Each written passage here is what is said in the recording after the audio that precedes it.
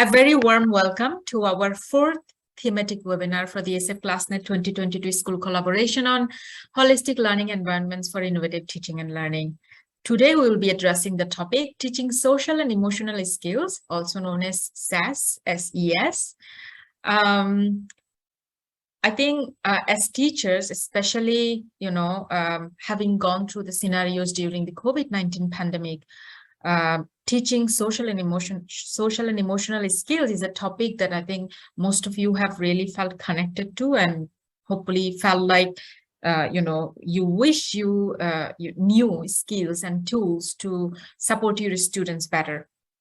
So we are really grateful that we have a scholar today who is an expert on the topic and can have this session with you to give you those tools. So let me introduce our speaker today. So Dr. Edison Farmin, he's the Vice President for Academic Affairs at the National Teachers College in the Philippines. Dr. Edison Farmin, he's also a project alumni for SF, for the Asia Europe Foundation. He participated in our higher education project that addressed equitable access to education. And this topic is very important for him, and he advocates for positive learning environment, teaching social and emotional skills, and also empowering educators with the right tools to address this topic. So without further ado, I invite Dr. Edison Farmin to share his slides and also conduct the session with you. So Dr. Farmin, the floor is yours. Thank you so much, Jyoti, and I hope that everyone can hear me clearly. Can you please hit the thumbs up sign if I am getting audible at your end? Excellent. Thank you so much for giving me that thumbs up. I'm again very pleased and honored to join you at this session. And to Jyoti's point, the teaching of social and emotional skills is at the heart of my orientation also when I first joined the program context of the Asia Europe Foundation, when we were talking about access to success in higher education at the University of Edinburgh back in 2019. And this afternoon, I would like to share with you my appreciation of evidence-based practices that make SES central not only to the period of learning recovery as an outcome of the pandemic, but more importantly, as a way to sustain educational systems around the world.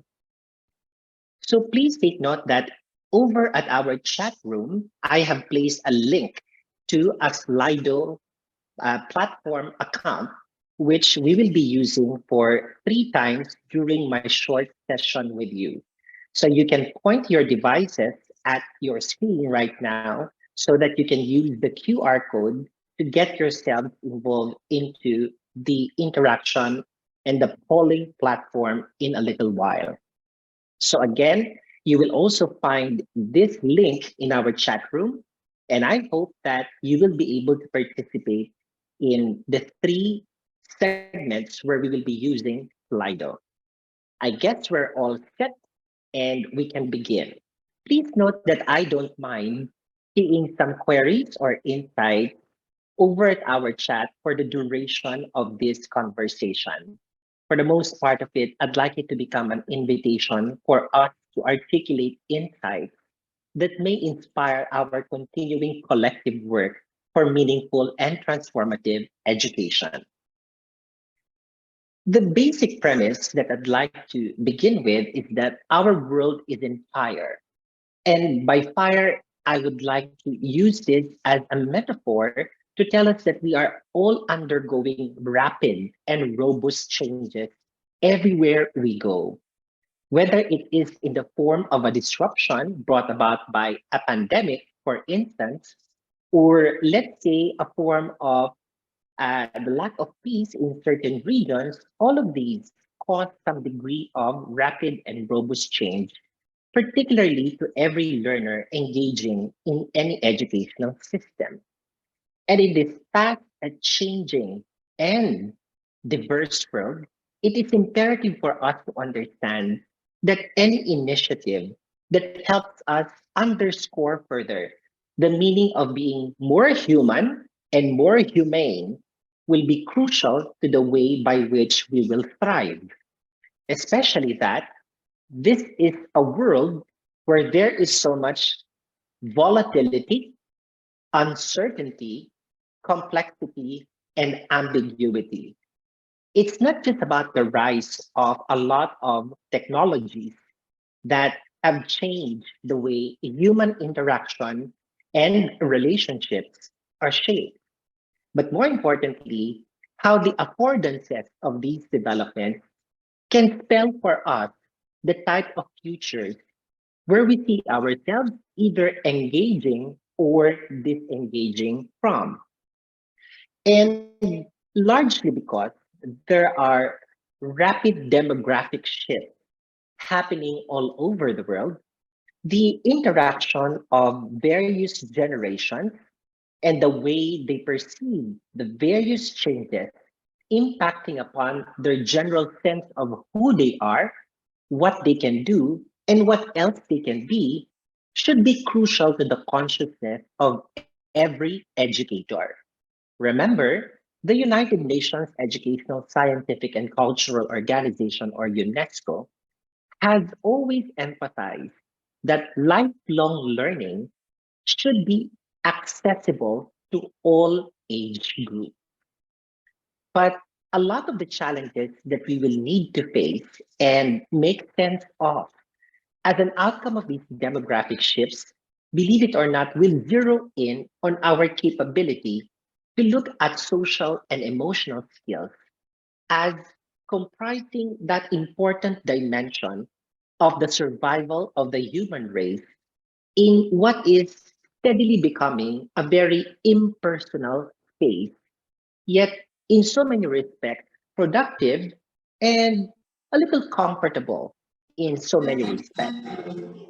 These demographic shifts are particularly important as we also try to understand why there is so much emphasis now on understanding the dignity of every human being, which is pretty much being challenged at the moment because of a lot of social political conflicts or maybe imbalances in the way people are accessing the wealth of nations.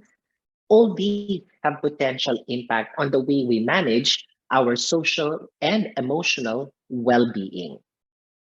Now, because of the premises that I have given you, the question that has been recurring in a lot of education circles is how we can teach each child to cope and really thrive given these changes and challenges. It is a fact universally acknowledged that the COVID 19 pandemic has actually enabled a lot of our educational institutions to rethink the way we are preparing our learners in facing a world that is so much beset with changes and challenges that sometimes disempowers children from engaging in meaningful learning. The truth of the matter is that every opportunity of disruption and change should be considered as the best time to sharpen the reasoning of children. Of course, it is our assumption that when we teach reasoning, we are activating cognitive faculties. It's good that we are rethinking these things, especially as many nations are also thinking of international benchmarks in the way we are looking at education outcomes. For instance, the Philippines has recently invested efforts in trying to improve its participation in international large scale assessments, such as the Program for International Student Assessment, PISA, and the Trends in Mathematics and Science Study, or TIMS. And as of late, the Southeast Asia Primary Learning Metrics, or CPOP. But more than looking at this opportune time to sharpen children's reasoning, we must also understand that this is the best time for them to master resilience. And of course, there has been a lot of studies recently emerging as an outcome of the way we were trying to address the needs for resilience of our very young and even our adult learners. So you have reasoning, which is more of a cognitive faculty. There's resilience, which is a mix of both cognitive and affective faculty. But there is also the more social dimension called responsibility. The term stewardship, servant leadership have all come to the fore, especially as we now look at educational institutions as primary stepping stones for children to acquire the necessary skills in managing our very fragile planet. So the concept of responsibility here is actually transcending now a very individualistic concept to a more communitarian and solidarity oriented form of responsibility. Reasoning, resilience, and responsibility therefore seem to be the new direction of all curricula. Whereas before, our three R's are concentrated on reading, writing, and arithmetic, which yielded outcomes for children to become literate, expressive, and analytical. The direction is for us to now emphasize the new three R's, which are reasoning, resilience, and responsibility, which, according to the literature, are all rooted in our capability to maximize creativity, connectedness or collaboration, and critical thinking and problem solving. This shift is crucial in the way we are trying to understand the interaction of cognitive, affective, psychomotor, and other dimensions of the learning process. But recently, in 2021, as an outcome of the drive towards understanding Maslow before Bloom, I think you know what I mean, the Organization for Economic Development, or OECD, launched the Survey of Social and Emotional Skills, or SSES. The 15-year-old children who were involved in the process actually yielded a good amount of insight into trying to map out and create the typology of skills that constitute what we call social and emotional skills. And on the screen, you're looking at the model of the Big Five. The Big Five domains of social and emotional skills envisaged by the OECD as necessary for children and teachers also to thrive in the better context of education post COVID 19 include the following.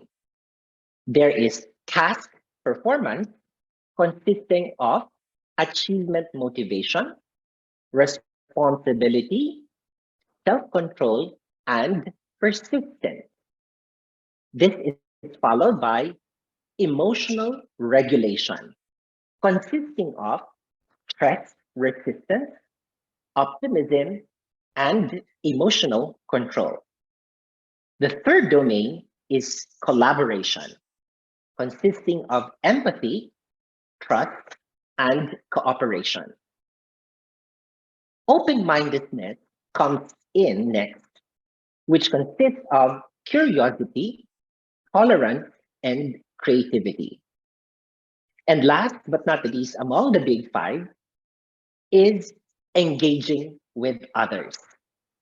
Engaging with others is a bit different from collaboration in the sense that it focuses on sociability, assertiveness, and energy. Now, if you look at the left side of the screen, there is another hexagon labeled as compound skill. According to the analysis of the SSES, these actually are found in other domains or major domains of learning, such as the cognitive and affective and psychomotor dimensions of learning, which include critical thinking, metacognition, and self-efficacy. Now, it appears that these three are more or less integrated in a certain way or several ways in each of the big five domains. Together, these domains are expected to enhance the well-being, connectedness, and success of learners. Now, please note that the age group that was put to test or was surveyed here are typically the students or the age group where we actually find most of the participants in international large-scale assessment also forming part of. And from here, projections on future pathways of learning can also be extracted. Now, what I'm going to do is to look at the most salient points of this report, but from my vantage point as a curriculum and instruction specialist, I will tell you what seems to have worked from the ground and up, all the way to the level of policy formulation that can help us enhance the teaching of social and emotional skills, which from here on we will refer to as SES. Now, before I move on, now that you have been introduced quickly to the big five domains, I'd like us to go through a quick survey. Again, please access our interaction portal over at slido.com, and I will ask you a question. So let me now reshare the screen where we will see our interaction platform. So what I'm going to ask you to do is to answer the first question, which has something to do on your analysis of which one seems to be most observable among our current learners. The question goes, which of the following SES is most apparent among our learners today? A quick survey for about 1 or 2 minutes. You can key in your answers on the Slido platform now.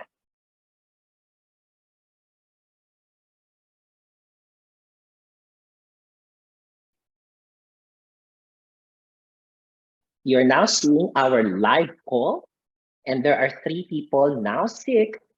And I understand that there are 32 of us in this call right now. So let's see and find out how many or which one rather will receive the most number of votes. And I hope that you are most willing to be called upon if I ask a follow-up question to the outcomes of our poll. At this point, when half of our participants have already given their response, it appears that the one thing that is most apparent among our learners today is task performance. Maybe we could ask a member of our team right now why or what or where is this perception coming from? Will it be okay if I speak with Claire Bow? Claire, are you here today? And can you please share with us your insights? Claire, maybe it's going to be great if you tell us where you are from. Hi, I'm from Ireland, Dublin, the capital city, and I found it really interesting, your talk. We're doing a lot with them. Do you know the worldwide global schools at all? And there's certain things that you're talking about that overlap into the imbalances in society, and it's really interesting just to hear it at the same time as listening to the other workshops. Okay. Goals. So yes, I think at the moment we tend, well, in our school we tend to be quite task performance. Now we do a collaboration and we do work in groups, but still it comes back to doing a task. Sometimes, the students themselves, they want the task. What's the task? What's the learning goal? they orientate towards the task. And sometimes I do as well. You know, like the goal of this lesson is to do, I teach art, so it might be to do a line drawing or something like that. Whereas, That's right. yeah, the emphasis should be on, well, maybe we should discuss more how we feel about something or something like that, maybe. Yeah. Wonderful. Thank you so much, Claire. And if you Thank you. notice, Claire, that focus on task performance is characteristic of the world we're part of right now. We want to finish and accomplish a lot of things. And look at your perception of the one which is least apparent among our learners. It's emotional regulation.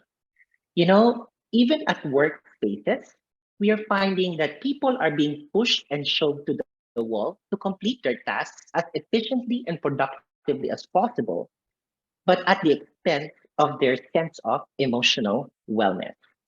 Now, interesting that this has become part of the discourse of SES, of many of our international networks of experts.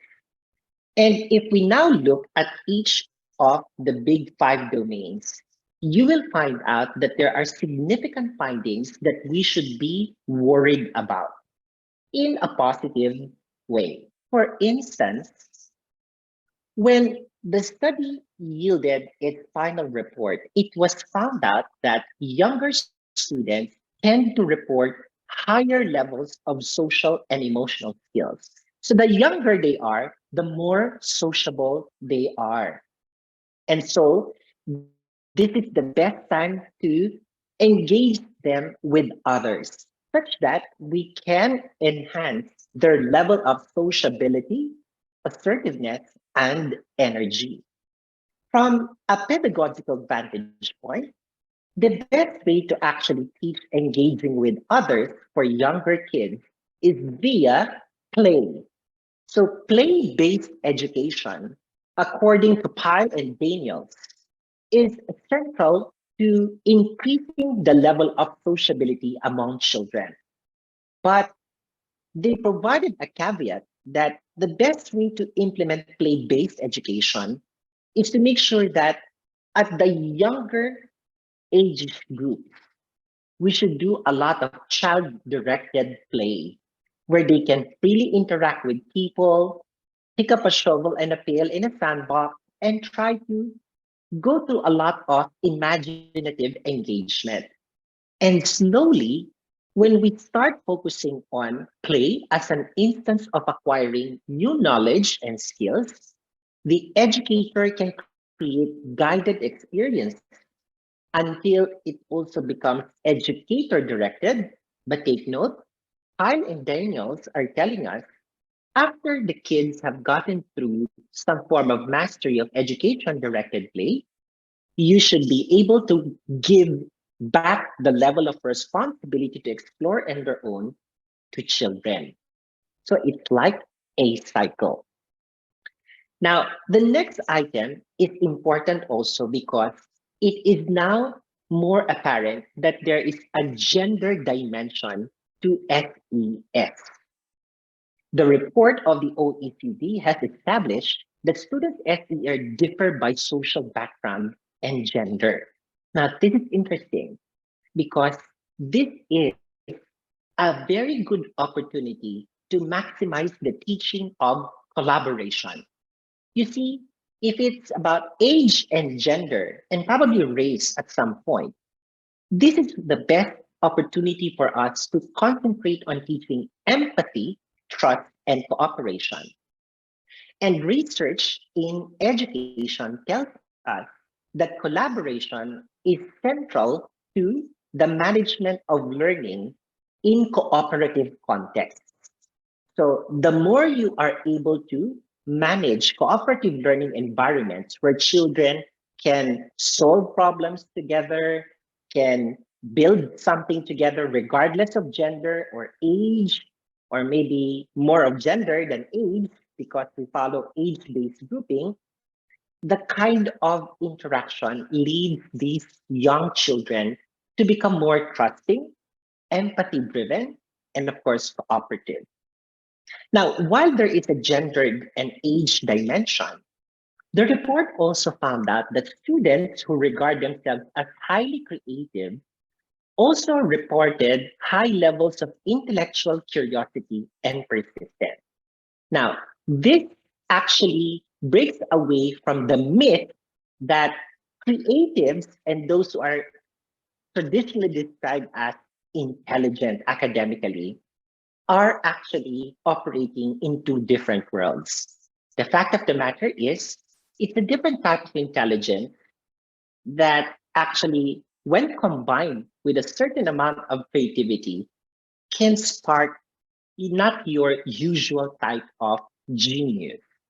And this type of self perception is particularly a capital when we launch what we call as project based learning or PBL. Because creatives and the intellectually curious would rather want to focus much on tasks where the following are maximized: their motivation to be creative, to be responsible for the outcomes of learning, and at the same time, demonstrate self control and persistence. The Buck Institute of Education in 2019 has expanded its gold level standard of project based learning.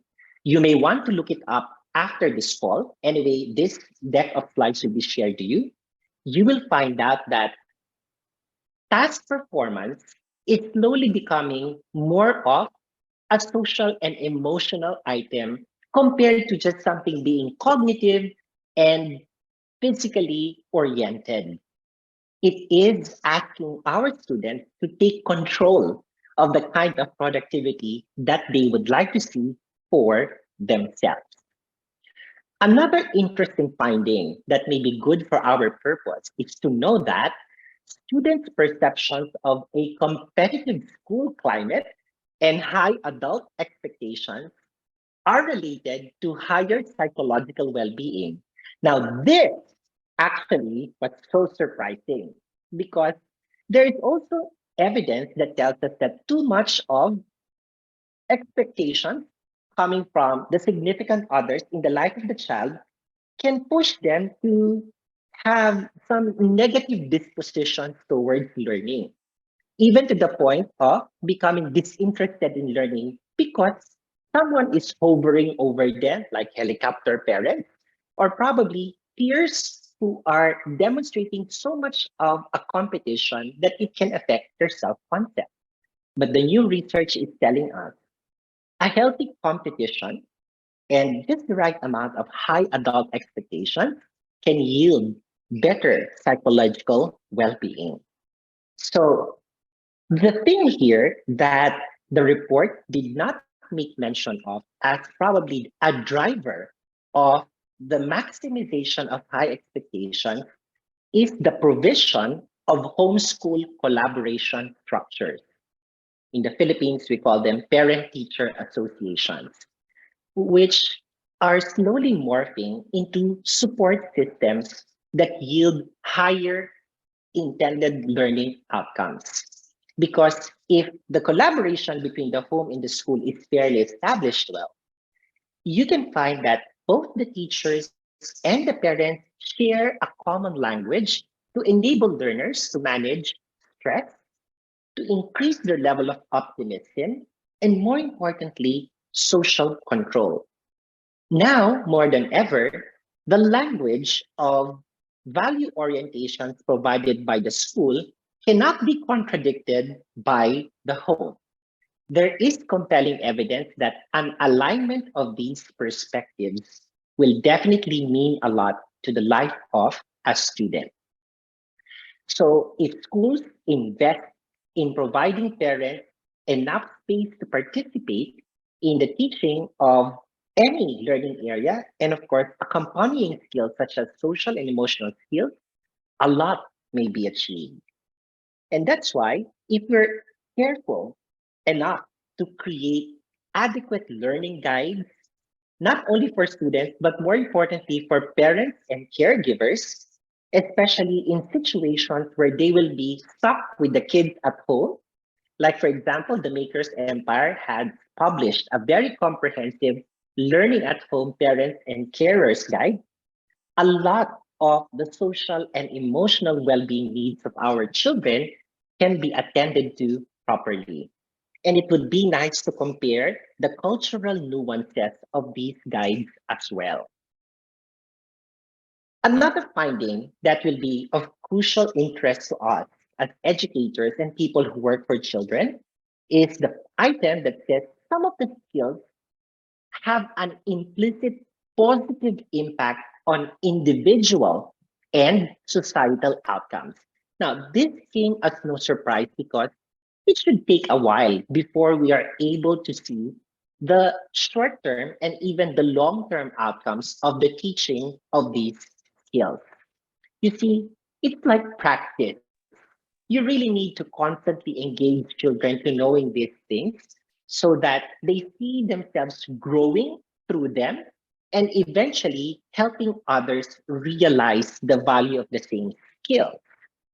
And for this reason, the literature of the makerspace movement is contributing to the idea that if we are capable of maximizing these SES in enhancing individual self efficacy, self mastery, and confidence, but done in the context of working with others to solve or address common problems, as simple as creating, let's say, a device that can ease, let's say, the way you do things in your kitchen or in the play area, all of these, even if they are so simple, enable students to adopt open-mindedness with a huge amount of curiosity, tolerance, and creativity at work.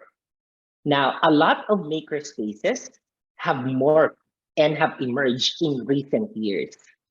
In the Philippines, this is slowly being integrated in the private or independent school system, but a number of public schools or state schools have also thought about providing the space where children can just tinker with a set of materials and tools to express themselves and try to propose a solution to, let's say, a weekly problem, a monthly problem, which eventually one, two, and then small groups of students can work on. For more information on the Makerspace movement, you could check out the links that I will be adding to this deck of slides so that you can find out how they can be put up in your respective system. And as a general reminder, the report tells us that any instance of teaching the 5 big domains of social and emotional skills will likely enable the teacher, the parent, and the learners to engage in some amount of critical thinking, metacognition or thinking about thinking, and of course, self-efficacy. My dear colleagues, take note that each of these skills that I've shared with you has a particular metric or indicator in the publication provided by the OECD. It's a publicly available material, and perhaps I will add the link to this deck that will be shared with you in order that you could study them further. But what I'd like to emphasize here is that as educators or advocates of holistic learning, there is a need for us to be mindful which of these we would likely focus on more in our respective contexts. And again, I'm going to ask you to go back to our Slido poll because this time, what I'm going to ask is the question on which of the SES that I have shared with you would you want to know more of as an educator, as a caregiver, as a policy specialist? Please let us know.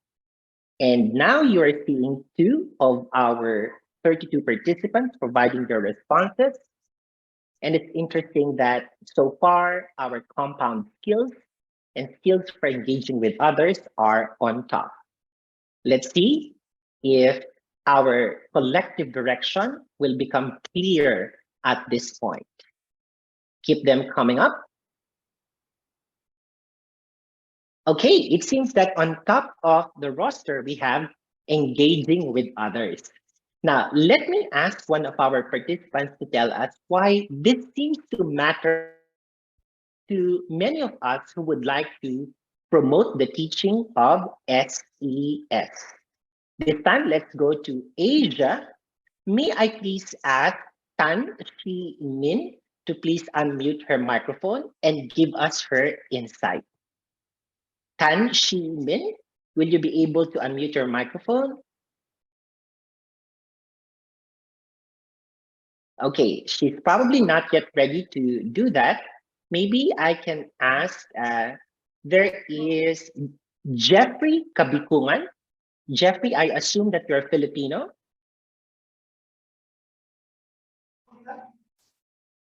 Good afternoon, Jeffrey. Good afternoon, sir. Jeffrey, please tell me, are you also interested in learning more about how to teach children to engage with others? Yes, sir. Why do you think is this crucial at this time? Of what, sir? Come again, please, sir. I'm still in the office, sir. So I'm very Okay. sorry. Can you tell us why you or most of us or many of us are interested in teaching how to help children engage with others? Why does there seem to be a need for this? Of course, sir. Our learners are not only learning in the four corners, but also in with their peers.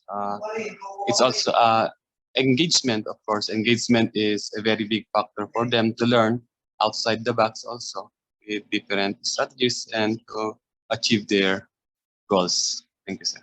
All right, thank you so much. Now, guys, look at this interesting finding. You rated first engaging with others, and there's no one who picked collaboration. You know, this is actually interesting in the sense that collaborative environments are a requirement for almost any sphere of human experience. But engaging with the people you collaborate with is different. Whereas collaboration has a more professional and sometimes task dependent relationship, engaging with others is rather more personal and has lasting impact on the way you deal with others. It's good that we are becoming more aware of this because this is also instructive to ASEP so that subsequently we can create other specific training programs for more particular skills. Now, let me wrap up this simple sharing with you guys on the centrality of social, emotional regulation, and well being in what was described by the specialists at the National Institute of Education in Singapore when they tried to articulate how learning has shifted from simply being lifelong and hierarchical to also including the following. So, where lifelong learning is about knowledge based learning, purely cognitive for most of the time, and showing a progression from one grade level to the next, it's different from life wide learning, the quadrant below lifelong, which is about real world connected learning, where there's no more boundaries in terms of learning areas, insofar as which is the best subject or discipline where a certain skill may be learned. The requirement now is that we open it up for all.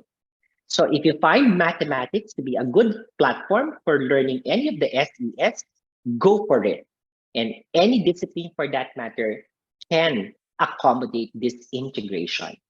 Then there is life deep learning, which talks about the way you are learning adaptation and adaptive skills as you experience different fields, areas, or spaces where human interaction happens. Yes, you heard it right. The goal is to deepen the kind of sense of purposefulness and relationship among people as we also try to learn specific knowledge and skills of our chosen career path, for example. And last but not least, which to me is the highest of these four, It's called life-wide learning or learning beyond the self. Of particular importance here is the concept on personal and societal empathy, our capability to feel for others and really to see ourselves capable of reaching out to others in the hope of achieving common well-being. My dear colleagues, if you look at social emotional regulation and well-being, at the core of the meeting point or at the confluence point of all these four dimensions of learning, it is highly possible that we can create a much better ecosystem where our learners can thrive. For the last time, I'm going to ask you a question before we end this session. If you go back to Slido, my final question has something to do with how you are as an outcome of this initial discussion on SES. May I ask, did this session make you confident you can teach SES meaningfully? Hit the stars that you see would be responsive or reflective of your disposition at the moment so that we may assess as a team how to move forward as well. I'm seeing here a 4 and a 5. Some are in the middle, and that's okay. This is a safe space for us to assess ourselves. Now, I'm going to ask our dear friend from ASEF, Jyoti, if you're there.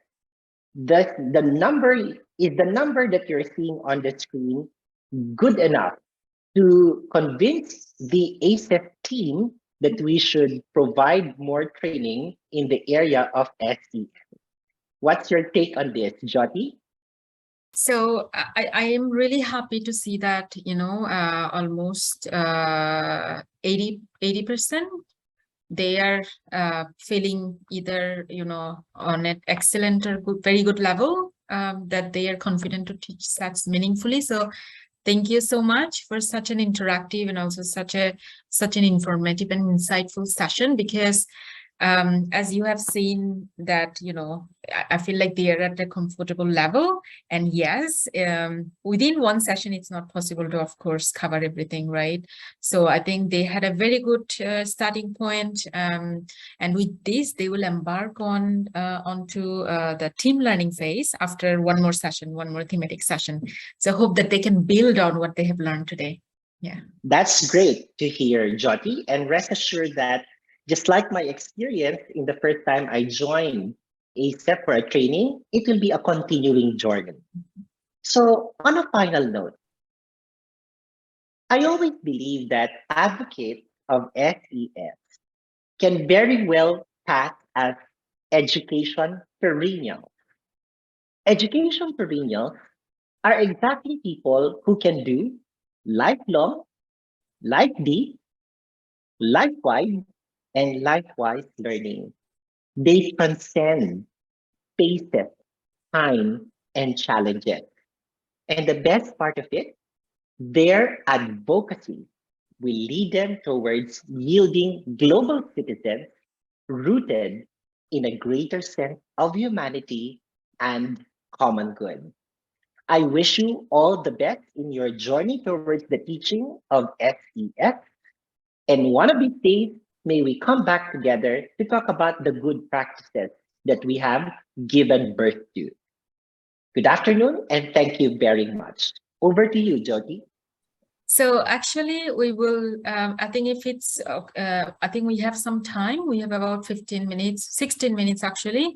So we can take some questions from participants, questions, comments, and if you want our speakers to emphasize on some of the elements that he presented today. So please either raise your hand. You can see the reaction button. You can raise your hand or unmute yourself and speak up. Yeah.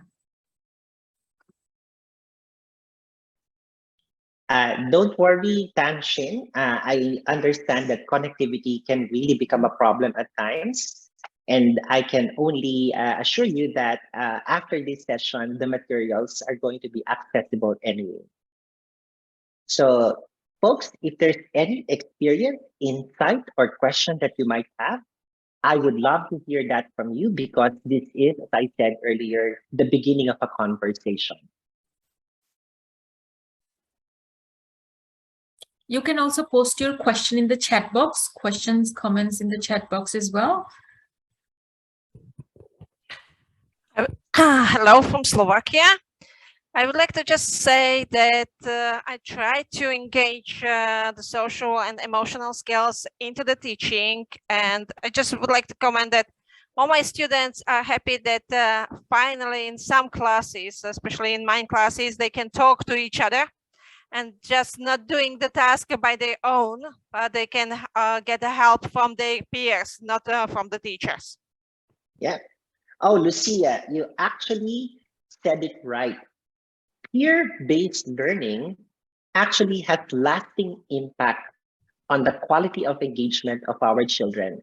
Well, it's not because they don't like to learn with their much older teachers, but really it's because, you know, the the usefulness of your peers' insight is very much less threatening compared to what an adult will provide to you. And so if we encourage peer-based feedback and learning, we're actually building a community of trust. And that community of trust can translate to a lot of things in terms of learning outcomes. So thank you so much for that precious sharing. Just want to add that as a teacher, to be honest, I don't have time. If I have 20 students in a class, I don't have enough time to work with them individually. So that's why I'm using their peers to help each other, just to save my time. That's good classroom management. And Lucia, if you are having difficulty with 20, I just want to tell you that I came from a class before this session with 60 students. And a lot of peer learning, I must say, is happening. Jody, I saw the hand of Yes. Mirabella Yes. Balabok. Mirabella, go ahead.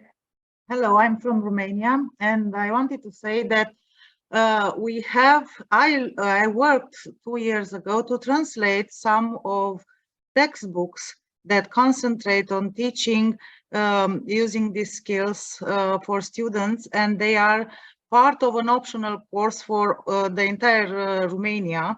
So it's ministry approved, and there are courses made by Lion's Quest. If you heard about them, they managed to translate all the materials in Romanian, and I'm familiar with what they propose and how to approach a lesson like this. And they have wonderful lessons, and I think the students are satisfied with what they're doing because they are involved directly in the learning task. So they learn to operate, they learn to identify what they want to learn and to do that for themselves, and also to work with others while doing that.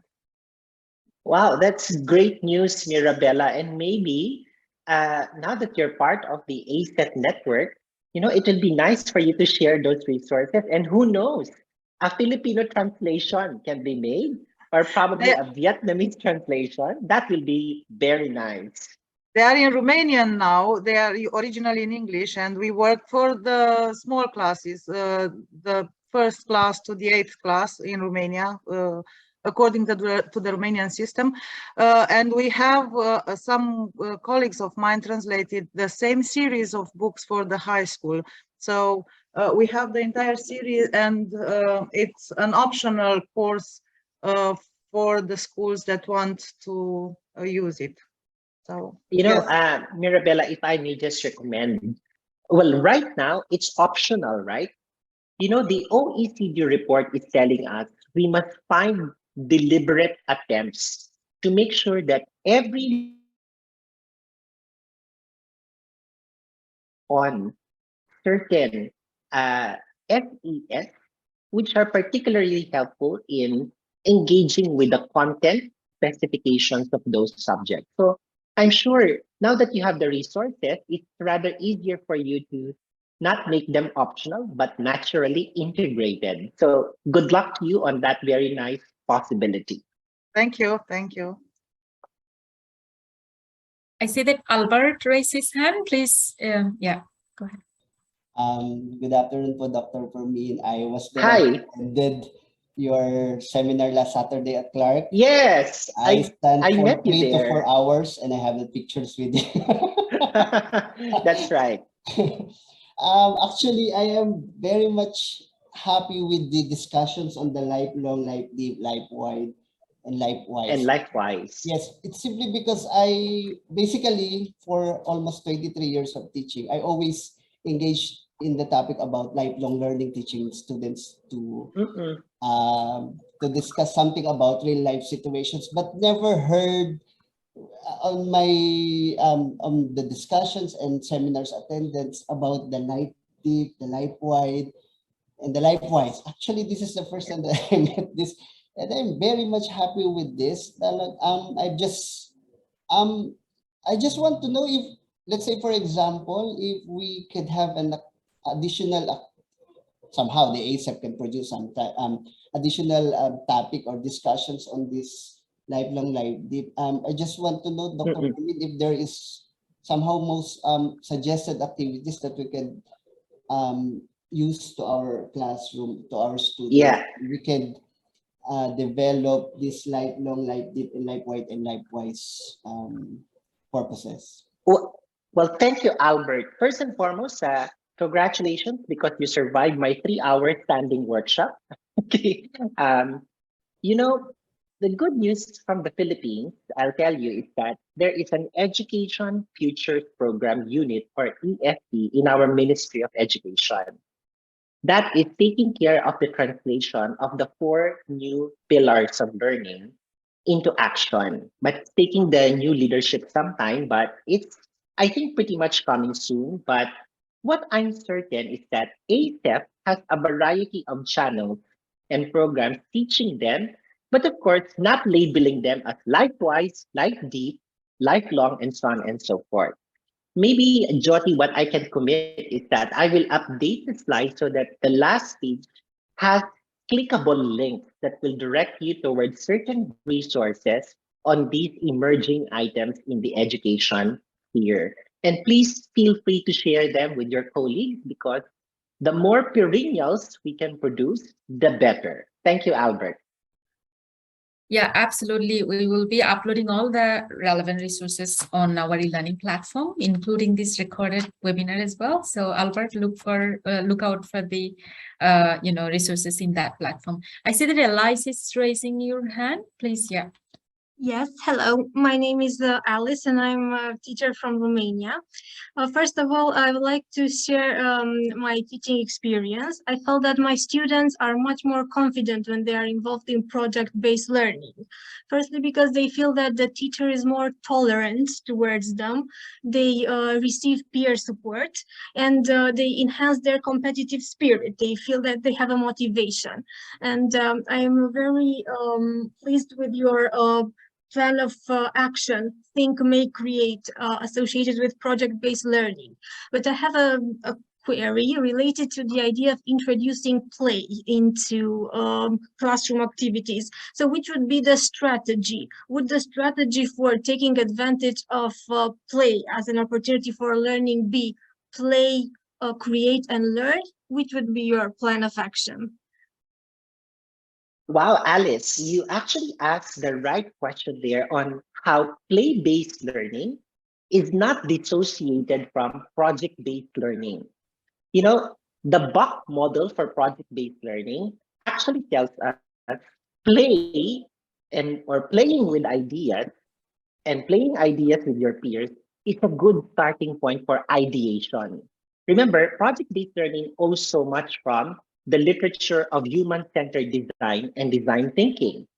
And empathy is the starting point of all these design thinking processes.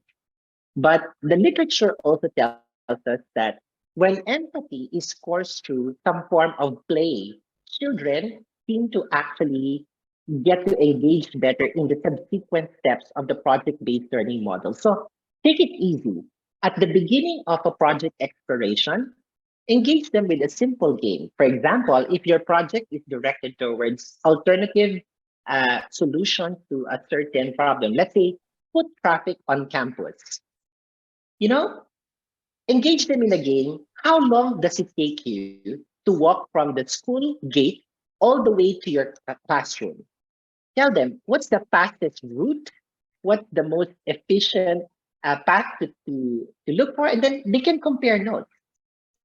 Without you knowing, that's actually play because they're technically competing against each other in a good way because they're finding a better way from point X to point Y. You know what I'm saying? So play-based learning and project-based learning are inseparable. They're very much connected to each other. Thank you, Yes. Alice. Welcome. Thank you very much. So Shimin is typing on the chat box. Yes. Yes, So, I can see that. okay. So, Great. Shimin, I will risk first question. I love this. The compound skills, there is an assumption that metacognition, critical thinking, and self-mastery are quite difficult to teach for children coming from depressed, deprived, and underprivileged conditions. And there's a lot of evidence supporting this. But you know what?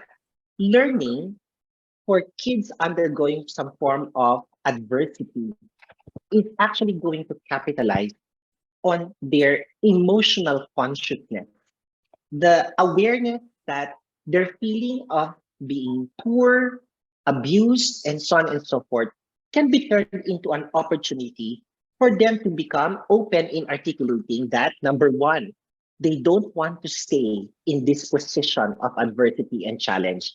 And number two, that if only they will be given the voice and the opportunity to say what they want to be and what they want to do, number three, they can overcome their condition. So, Shimin, I think the best way to describe the approach to the incorporation of compound skills, it has to be very personal and aspirational, such that the students are given the space, a safe space to talk about what they're going through as difficulties. And Shimin, I tell you, it's a challenge for a teacher to do that. Because if the students don't see the teacher as capable of providing them the safe space to do that, they will never open up. So maybe one of these days I'll be able to hear from you how you did it because it's really difficult. Number two, yes. Yes. How So- can we create? Go ahead, Shimin. You'd like to Yeah, say something? Yeah, so because I'm teaching students from very challenging background, most of them are not from privileged background. Mhm. So a lot of them, their parents lost their job during the COVID-19 pandemic, and then they try very hard to make ends meet. So in this case, what would you suggest I do to create an inclusive environment to make the students feel resilient and confident in the challenging world? Because Yes. because when we are talking about doing lessons that can promote their critical thinking, all the compound skills, but when they are still having basic needs not being met, so how can we include them so that they can catch up with the learning loss and feel confident and resilient? See, earlier I mentioned to you Maslow before Bloom, right? Yes. They will never learn unless their basic needs are met. So I'll tell you what my good friend is doing in a slum area in the Philippines, which is actually inspiring a lot of people to chip in and make sure that the kids are encouraged to come to school to learn about anything and everything. But here's the catch, and you'll be surprised, Sheeny. It's very simple. The schooling process involves the food that the kids need to eat for the day. So the reward is if you come to school and learn, you'll be incentivized by being given the food. Let's say your major challenge is food. If the school system, by virtue of donors and benefactors are helping out that way, you'll be able to light 2 candles with 1 matchstick. And your role as the teacher in that challenge situation will definitely enlighten the people involved in the life of those challenged students. So it's like a carrot and stick thing, I know, but what can we do? It's important that we address first their lingering difficulties so that they can open up to us and trust that we mean so well to engage them in the process. I hope I was able to give you a glimpse of what I mean by connecting at the level of their actual difficulties and challenges and slowly transitioning them towards what you want them to master inside or even outside the classroom. Thank you, Shimin, for that insight. Thank you. Thank you, Dr. Edison Fermin, for such an insightful and very informative session. I can see that our participants are really engaged at the end of the session, and they have really important questions. So to ensure all of you, this is not the end. You will be working on the same topic if this topic is of your interest during the peer-to-peer session, during the team learning phase, and also during your action learning phase when you will be taking action on a specific topic among the 5 themes to work on innovative teaching practices. So let us say a very good, a warm thank you to our speaker. And with that, let's see what to expect next. So just a very quick note, there is a time difference changes with the European summertime. So for those of you who are coming from Europe, instead of 10 a.m., it will be a bit earlier, 9 a.m. Apologies for that. But from our side, we cannot really change the time. So hopefully you can still make it and can join the session. We will have 2 speakers for relationship building in a pedagogical setting, Dr. Danarat and Dr. Tiberiu Dugi from Romania, from the Aruel Vlachio University of Art. So thank you, everyone, and we hope to see you during next session.